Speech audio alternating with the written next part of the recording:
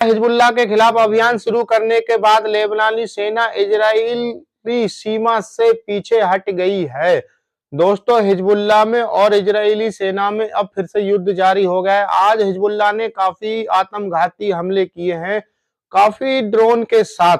युद्ध के पहले दिन अमेरिका और इजराइल द्वारा 7 से 12 वर्ष की आयु की 153 स्कूली छात्राओं को शहीद किए जाने के बाद उनके दफन के लिए कब्रिस्तान तैयार किए गए हैं। दोस्तों, 153 लड़कियों को इजराइल ने एयर स्ट्राइक करके मार दिया, तो आज उनका दफीना हो रहा है। किम जोंग उन ने कहा, मेरे नागरिक ईरान में हैं, उनकी वापसी पर कोई समझौता नहीं हो सकता। अगर इनमें से एक को भी नुकसान पहुंचा तो मैं बिना किसी शर्त, बिना किसी झिझक के युद्ध में शामिल हो जाऊंगा।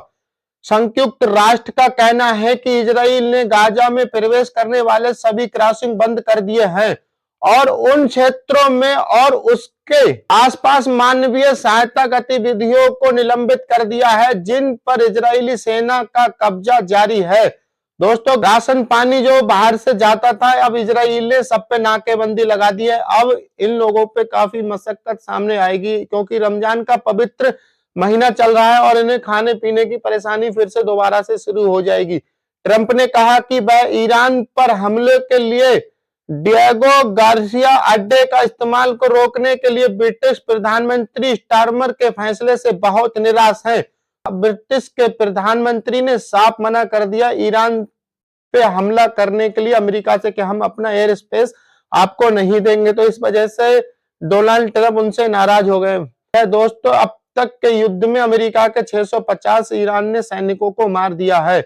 संयुक्त अरब अमीरात के दुबई में एक सभा में 160 से अधिक अमेरिकी मरीन सैनिक मौजूद थे जब ईरानी सेना ने ड्रोन हमला किया। ईरानी सेना की नौसेना लड़ाकू इकाइयों द्वारा किए गए संयुक्त ड्रोन मिसाइल हमले में कम से कम 40 से अधिक अमेरिकी मारे जाने की खबर है और 70 से ज्यादा घायल बताए जा रहे हैं। अफगान सेना ने नूर खान एयरबेस को पूरी तरह नष्ट कर दिया है और बड़ी संख्या में जेट विमानों को भी नष्ट कर दिया है। पाकिस्तान इस खबर को छिपा रहा है क्योंकि इससे पहले भारत ने नूर खान एयरबेस पर हमला किया था, लेकिन इस बार अफगानिस्तान ने बेस को पूरी तरह तबाह कर दिया है। ये खाली क्षेत्र में तैनात अमेरिका का सबसे बड़ा प्रभावित चेतावनी रडार था, जिसके रेंज 5000 किलोमीटर थी और कीमत 1.1 अरब डॉलर थी। ये पूरे मध्य पूर्व की निगरानी कर रहा था और इसी पर बमबारी की गई है। नेतन्याहू ने फॉक्स न्यूज से कहा कि हम अंतहीन युद्ध नहीं लड़ेंगे। नेतन्याहू का कहना है कि इजराइल खुला युद्ध नहीं छेड़ेगा और उनका मानना है कि ईरान के खिलाफ उठाए गए कदमों के कारण सऊदी अरब के साथ शांति संभव होगी।